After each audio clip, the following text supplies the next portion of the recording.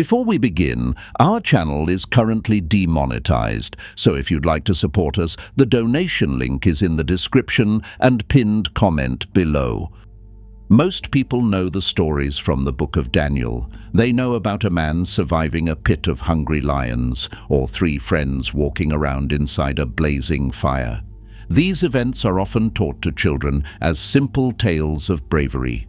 But when you look closer, the Book of Daniel is not a children's book at all. It is a highly advanced manual for surviving a culture that wants to erase your soul. Daniel was just a teenager when his world ended. The Babylonian army under King Nebuchadnezzar had besieged Jerusalem, plundered the holy temple of God, and taken the best and brightest youths away into exile. This was a psychological tactic. By taking the smartest young people from a conquered nation and retraining them, the Babylonians ensured that the future leaders of their enemies would become loyal servants of Babylon.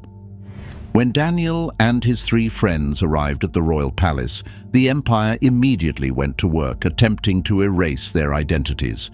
The first step was to change their names. In the ancient world, your name was your destiny. It reflected your core identity and your relationship with your Creator. Daniel means, "God is my judge." The Babylonians changed his name to Belteshazzar, which honors a pagan Babylonian deity. His friends Hananiah, Mishael, and Azariah were renamed Shadrach, Meshach, and Abednego. The goal was simple. If you change what a person is called, you can eventually change who they are. The next step was cultural immersion. They were to be educated in the literature, science, and astrology of the Babylonians for 3 years. But the ultimate test of their assimilation was the royal diet. The king ordered that these young men be fed from his own personal table, eating his rich food and drinking his fine wine. On the surface, this looked like an incredible honor. Most captives would be thrilled to eat the food of an emperor instead of the scraps meant for prisoners. But this was a trap. The royal meat was highly likely sacrificed to Babylonian idols and prepared in ways that directly violated the dietary laws God had given the Jewish people. To eat the food was to accept the ultimate authority of the king over the authority of God. It was a subtle compromise. Daniel knew that if he compromised on this small matter in private, he would eventually compromise on massive matters in public. But Daniel resolved that he would not defile himself with the king's food or with the wine that he drank. Therefore, he asked the chief of the eunuchs to allow him not to defile himself. Daniel did not start a violent rebellion. He did not shout or disrespect the Babylonian guards. He used incredible wisdom and diplomacy. He respectfully asked for a 10-day test. He requested that he and his friends be given only vegetables to eat and water to drink. The Babylonian official was terrified. He believed that if the king saw these young men looking thin or sick, the king would execute him. But Daniel trusted that God would sustain them. At the end of the 10 days, the results were undeniable. Daniel and his friends looked healthier and stronger than all the young men who had been eating the luxurious royal food. God honored their quiet rebellion. Because they refused to let the empire feed their bodies, God decided to feed their minds. He granted them extraordinary wisdom, knowledge, and the unique ability to understand visions and dreams. When their 3 years of training were complete, King Nebuchadnezzar examined them personally and found them to be 10 times wiser than all the magicians and astrologers in his entire realm. They had passed the test of assimilation. They were in Babylon, but they did not belong to Babylon. The real danger for Daniel began in the 2nd year of the reign of King Nebuchadnezzar. The king was the most powerful man on the planet, commanding vast armies and unlimited wealth. Yet, despite all his power, he was defeated by something entirely out of his control. He had a dream. This was no ordinary dream. It was a terrifying vision that shook him to his core and completely stole his sleep. Paranoia is a common trait among dictators. Nebuchadnezzar was deeply suspicious of his royal advisors, the magicians, the enchanters, and the sorcerers. He summoned them to his throne room and issued an impossible demand. He did not just want them to interpret his dream. He demanded that they tell him what the dream actually was before interpreting it. He knew that if he told them the dream, they would simply invent a flattering lie to keep him happy. By demanding they reveal the dream itself, he was testing their claim to possess supernatural power. The wise men of Babylon were paralyzed with fear. They told the king that no human being on earth could do what he was asking. They argued that only the gods could reveal such a thing, and the gods do not live among mortals. Their honest admission exposed the complete emptiness of the Babylonian religious system. Enraged by their failure, Nebuchadnezzar ordered the execution of every single wise man in the city. Because Daniel and his friends were considered part of this group, the royal executioner arrived at their door to kill them. Daniel did not panic. Facing imminent death, he spoke to the commander of the king's guard with immense tact and wisdom. He asked for a little time so that he could consult his God. Daniel then gathered his 3 friends and held a desperate prayer meeting. They begged the God of heaven for mercy concerning this mystery. That very night, the invisible God pulled back the curtain of the universe and revealed the secret to Daniel in a vision. Daniel was brought before the terrified and angry king. He stood before the supreme ruler of the earth and boldly declared that no human magic or astrology could solve the mystery. He redirected all the glory away from himself. Blessed be the name of God forever and ever, to whom belong wisdom and might. He changes times and seasons. He removes kings and sets up kings. He gives wisdom to the wise and knowledge to those who have understanding. Daniel then described the dream flawlessly. The king had seen a massive, terrifying statue. The head was made of pure gold, the chest and arms were silver, the belly and thighs were bronze, the legs were iron, and the feet were a mixture of iron and clay. Then, a stone that was not cut by human hands suddenly struck the statue on its fragile feet. The entire massive structure shattered into dust and blew away in the wind. The stone then grew into a massive mountain that filled the entire earth. Daniel explained the meaning. The statue represented the flow of human history. The golden head was Nebuchadnezzar and his Babylonian empire. The silver represented a coming empire that would conquer Babylon, which history later revealed as the Medes and the Persians. The bronze was the Greek Empire, led by Alexander the Great. The iron legs represented the crushing power of the Roman Empire. The mixed feet showed a divided world of strength and weakness. But the most important part of the dream was the rock. The rock represented the eternal kingdom of God. Earthly empires rely on military strength, intimidation, and wealth, but they are incredibly fragile. They will all eventually crumble to dust. God is orchestrating history to set up a kingdom that will never be destroyed. Nebuchadnezzar was utterly stunned. The most powerful man on earth fell on his face and paid respect to a young captive. He promoted Daniel to be the ruler over the entire province of Babylon. Through a simple act of prayer, God turned a death sentence into a massive victory. Although Nebuchadnezzar had acknowledged the greatness of Daniel's God, the lesson did not last long.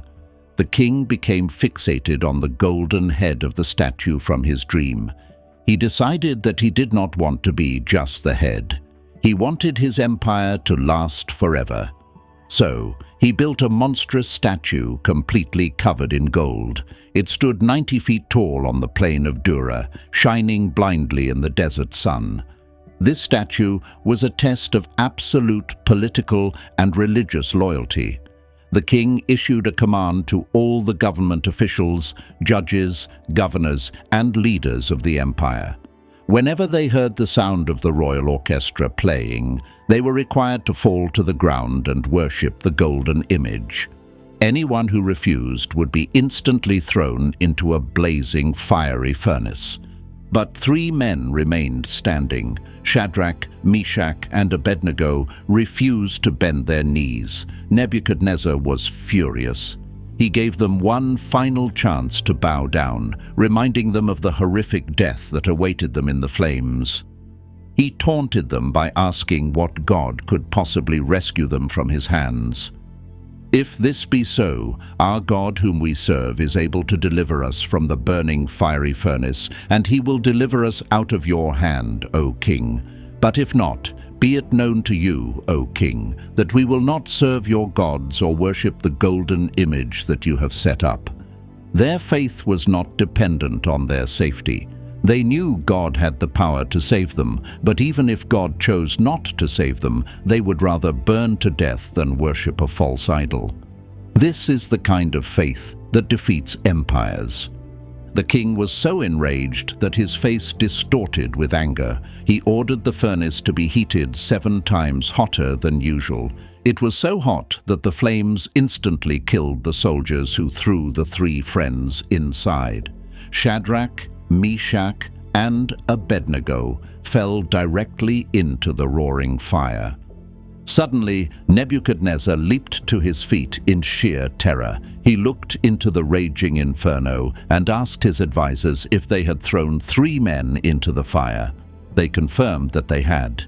The king pointed into the flames and shouted that he saw 4 men walking around freely in the fire, completely unharmed. He noted that the appearance of the 4th man was like a son of the gods. God did not prevent them from going into the fire. He joined them inside it. When the king called them out, everyone saw that their hair was not burned, their robes were perfect, and they did not even smell like smoke. The only things the fire burned were the ropes that tied them. The furnace intended for their execution became the platform for their ultimate liberation. The book of Daniel is unique because it contains a chapter written not by a prophet, but by a pagan king. Chapter 4 is a public letter written by King Nebuchadnezzar to the entire world, detailing his own personal humiliation and spiritual awakening. It is a striking confession of how God deals with human arrogance. The king had another dream. He saw a massive, beautiful tree that reached all the way to the sky. It provided fruit for the whole world and shelter for the animals. But then a holy watcher came down from heaven and commanded the tree to be chopped down.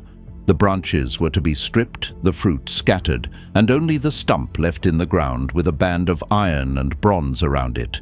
The watcher then declared that the mind of this tree would be changed from a human mind to the mind of an animal for 7 periods of time. Daniel was terrified when he heard this dream. He cared for the king and wished the dream applied to the king's enemies. But Daniel was a man of truth. He explained that the great tree was Nebuchadnezzar himself. His pride had grown too large. The dream was a severe warning from God. The king was going to lose his sanity and live like a wild animal until he recognized that the God of heaven rules over all earthly kingdoms. Daniel pleaded with the king to break away from his sins, to show mercy to the oppressed, and to practice righteousness. For a whole year, God showed immense patience. But the king's pride remained unbroken. One day, Nebuchadnezzar was walking on the roof of his spectacular royal palace. He looked out over the hanging gardens, the massive temples, and the sprawling city. He patted himself on the back and spoke words of supreme arrogance, claiming he had built this magnificent city by his own mighty power and for his own personal glory. While the words were still in his mouth, a voice fell from heaven. The judgment was executed instantly. The king's sanity vanished. He was driven away from human society. He lived in the open fields, eating grass like a cow. His hair grew as long as the feathers of an eagle, and his nails grew into sharp bird claws. The greatest monarch on earth was reduced to a grazing beast. After 7 years, Nebuchadnezzar looked up toward heaven. The simple act of looking up and acknowledging a power greater than himself restored his sanity. He praised the Most High God, honoring the one who lives forever. God not only restored his mind, but also returned him to his throne with even more greatness than before. The king finally learned the ultimate lesson of the universe. Those who walk in pride, God is able to humble. If this video is blessing you and you'd like to help us continue on this journey, you can find the support link in the description and pinned comment below. Decades passed, Nebuchadnezzar died, and the empire eventually fell into the hands of a king named Belshazzar. He was a man who inherited massive wealth and power, but possessed none of the wisdom of his ancestors. He ignored the historical lessons of the past. Belshazzar decided to throw a massive drunken festival for 1,000 of his lords. While they were drinking vast amounts of wine, the king made a fatal mistake. He wanted to show off his absolute superiority over all the nations Babylon had conquered. He ordered his servants to bring out the sacred gold and silver cups that his predecessor had stolen from the temple of the Lord in Jerusalem. The king, his nobles, his wives, and his concubines drank wine out of the holy vessels dedicated to the God of the universe. As they drank, they mocked the true God by toasting and praising their idols of gold, silver, bronze, iron, wood, and stone. They were actively celebrating their rebellion against heaven. Suddenly, the party stopped. The music died. Out of thin air, the fingers of a human hand appeared near the lampstand in the royal banquet hall. The disembodied fingers began writing cryptic words on the plaster of the wall. The blood drained from Belshazzar's face. His knees began knocking together so violently that his legs gave out. The king screamed for his wise men and astrologers to come and read the writing, promising immense wealth and the third highest position in the kingdom to anyone who could solve the puzzle. Once again, the wisdom of the empire completely failed. None of the Babylonian experts could read the words or tell the king what they meant. The Queen Mother remembered a man from the old administration. She remembered Daniel, who was now an old man, perhaps in his 80s. Daniel was brought into the chaotic banquet hall. He looked at the terrified king and rejected his offers of wealth and power. Daniel did not need earthly money. He was about to deliver a message of pure judgment. Daniel rebuked Belshazzar severely. He reminded the king about what happened to Nebuchadnezzar when he became too proud. Daniel told Belshazzar that he knew this history, yet he still deliberately exalted himself against the Lord of Heaven by desecrating the holy temple cups. Daniel pointed to the wall and read the terrifying message. And this is the writing that was inscribed: Mene, Mene, Tekel, and Parsin. Daniel decoded the words. Men meant that God had numbered the days of the Babylonian kingdom and brought it to an end. Tekel meant that the king had been weighed on the scales of cosmic justice and found completely lacking in moral weight. Parsin meant that the kingdom was permanently divided and handed over to the Medes and the Persians. That very night, the prophecy was fulfilled. While the Babylonians were drunk and partying, the Persian army diverted the Euphrates River, marched under the massive city walls through the dry riverbed, and conquered the impenetrable city without a major battle.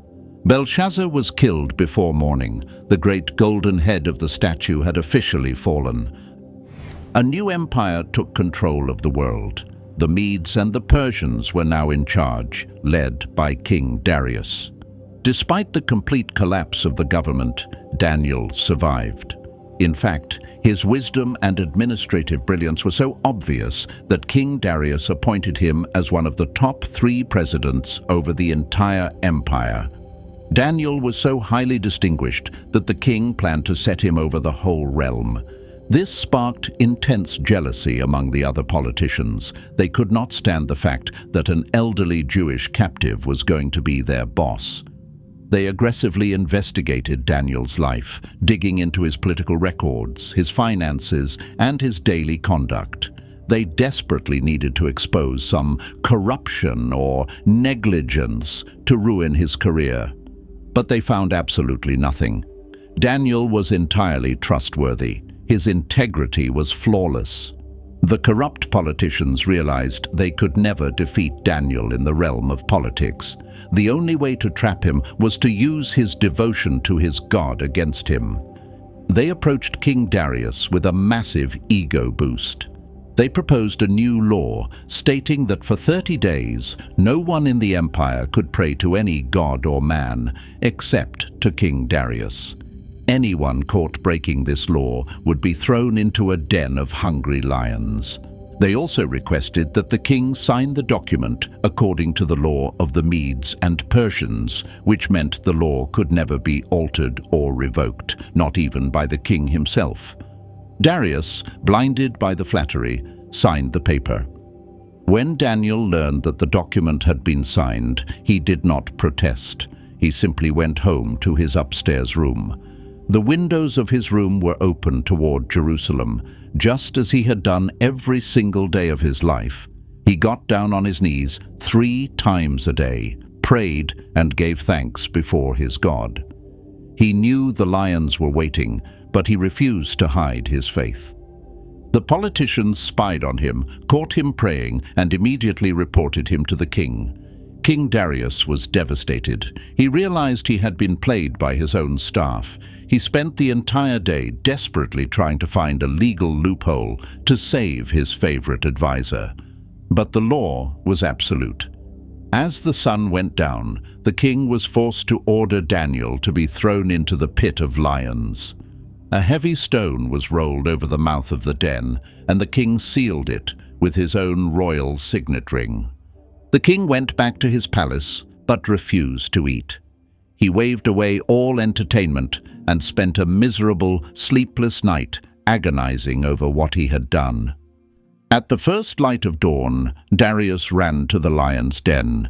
He shouted into the dark pit with a voice full of anguish, asking if the living God was able to deliver Daniel from the beasts. From the darkness of the pit, a calm voice answered.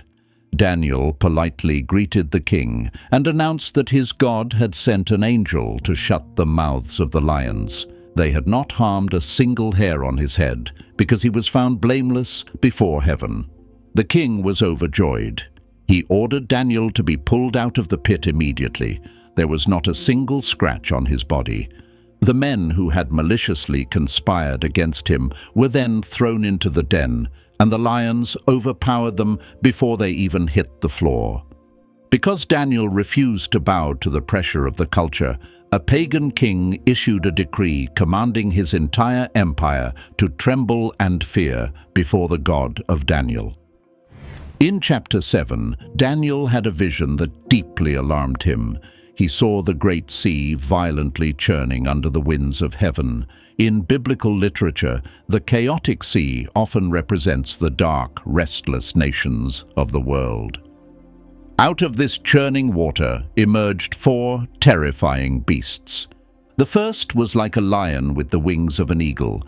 The second was like a massive lopsided bear with 3 ribs in its teeth. The third was a leopard with 4 wings and 4 heads. The fourth beast was a complete nightmare. It was terrifying, dreadful, and exceedingly strong. It had massive iron teeth that devoured and crushed everything in its path, and it had 10 horns on its head. Why did God show Daniel earthly empires as mutant animals? When human governments operate with justice, mercy, and the acknowledgement of God, they reflect the image of humanity as God intended. But when human empires reject God, worship power, and crush the weak, they stop being human. They become beasts. They operate entirely on predatory instincts, devouring whatever they can to survive. As Daniel watched this horrifying parade of monsters, the scene suddenly shifted from the chaos of earth to the ultimate courtroom of heaven.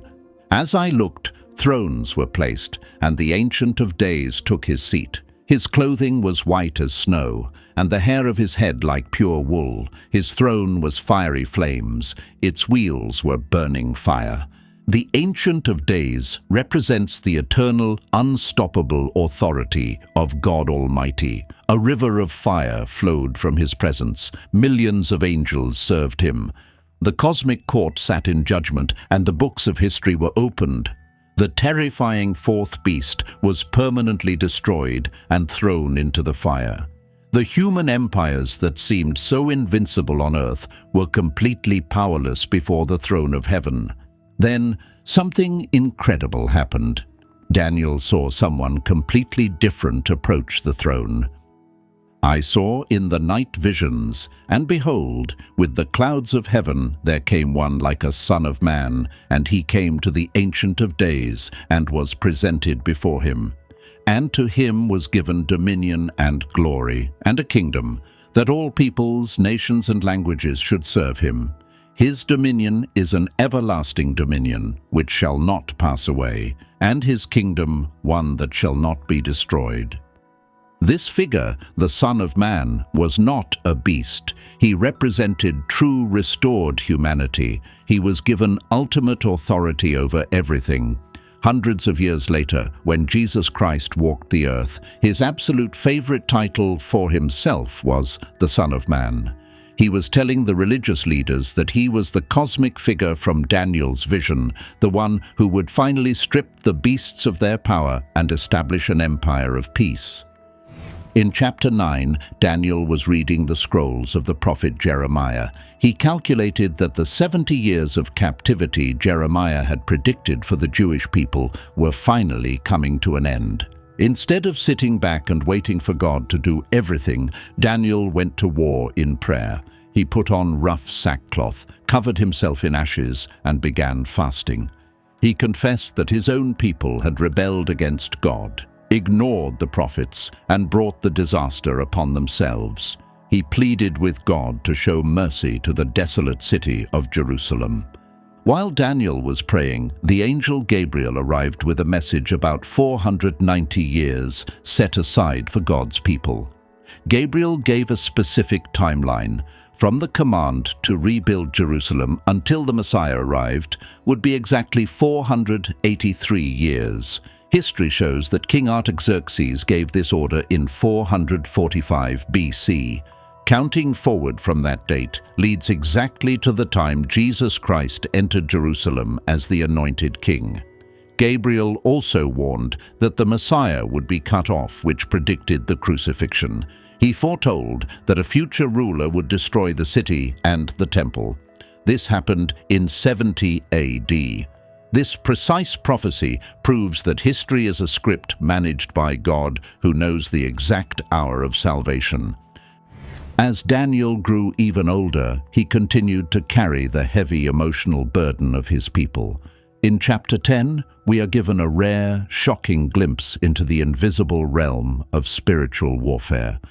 Daniel had been mourning and fasting from choice foods and wine for 3 entire weeks, seeking understanding from God. Suddenly, a terrifying divine being appeared to him by the Tigris River. The being had a body like golden topaz, a face like lightning, eyes like flaming torches, and a voice that sounded like a roaring multitude. The men, with Daniel, did not see the vision, but a massive terror fell over them, and they ran away to hide. Daniel was left completely drained of strength, falling flat on his face in a deep sleep. The angelic being touched him and lifted him to his hands and knees. "Fear not, Daniel, for from the first day that you set your heart to understand and humbled yourself before your God, your words have been heard, and I have come because of your words. The prince of the kingdom of Persia withstood me 21 days, but Michael, one of the chief princes, came to help me, for I was left there with the kings of Persia." The moment Daniel started praying, God dispatched the answer. But the angel carrying the answer was intercepted in the spiritual realm. He fought a battle against a demonic entity called the Prince of Persia for 21 days. This was not a human prince. It was a high-ranking spiritual power assigned to control the Persian Empire from the unseen realm. The battle was so intense that the archangel Michael had to step in and fight so the messenger could break through to Daniel. This chapter shows us that when we face extreme delays, political corruption, and cultural darkness, the real battle is not against human politicians. The real war is being fought in the heavenly places. Our prayers are deeply connected to the advancement of angelic forces. The book of Daniel ends with a sweeping vision of the future. Chapters 11 and 12 read like a detailed history book written before the events ever happened. The prophecy accurately predicts the rise of the Greek Empire, the splitting of Alexander the Great's kingdom into 4 parts, and the brutal wars between the kings of the north and the kings of the south. It predicts the rise of a specific evil dictator who would violently persecute God's people, set up an abomination in the temple, and speak arrogant blasphemies against the Lord. While this was historically fulfilled by the tyrant Antiochus Epiphanes, the prophecy zooms out to describe a final, ultimate dictator at the end of human history. There will be a time of unparalleled distress and global tribulation. But Daniel is not left in despair. The book ends with the ultimate victory of God over the final enemy, which is death itself. God promises that the story does not end in the grave. The beast may kill the body, the empire may throw you to the lions, and the culture may heat up the furnace, but they cannot touch your ultimate destiny. Those who remain faithful to God will wake up from the dust of the earth. They will not just survive, they will shine like the stars for all of eternity. The angel then gave Daniel his final instructions. He told the elderly prophet to seal up the words of the scroll until the time of the end. Knowledge would increase, and many would run back and forth, trying to understand the mysteries. Daniel admitted that he heard the words, but he did not completely understand exactly how everything would unfold. The angel told Daniel that it was okay not to have all the answers. The book of Daniel teaches us that true courage means refusing to compromise. Even if we face the fire for our faith, we are never alone because God walks with us in the flames. Earthly empires may look strong, but they are fragile, like statues with feet of clay. They will all be crushed by the kingdom of God. We must keep our hearts toward heaven and pray with trust. Like Daniel, we are called to stay faithful until the end. We have the promise that we will wake from the dust and shine like stars in a kingdom that will never be destroyed.